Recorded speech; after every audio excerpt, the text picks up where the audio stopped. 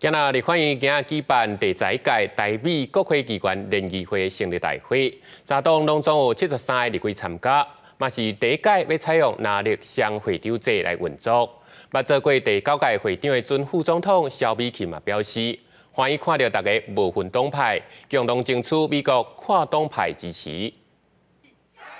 台美友谊，加油！包括立法院长韩国瑜73位朝野立法委员，大家正罕的做伙来参加第11届台美国会议员联谊会成立大会。韩国瑜用卡数强大来形容，也讲伫前一天接待美国众议员的时阵，讲了真欢喜。将来碰到很多美国国会议员，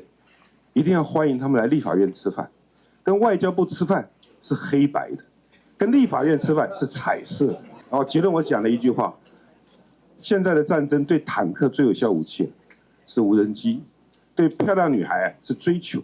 对国会议员最热情的接待永远是国会议员，他们好高兴。我们在立法院对美外交也是一样，秉持着不分党派，大家共同合作，一起来投入未来在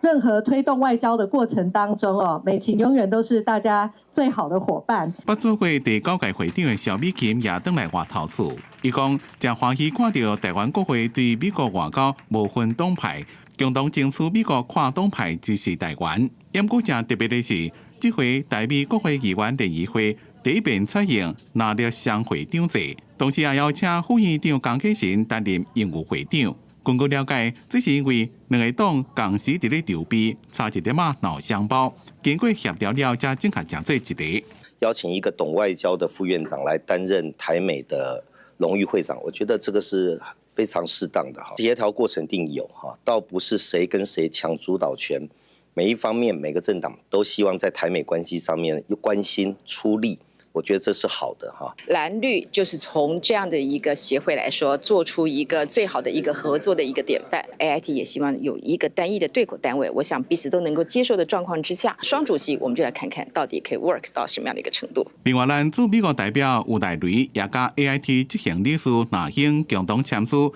台美国际发展合作备忘录，和台美一个健康、资通讯、农业、能源等领域，会当有更加多合作的机会。记者综合报道。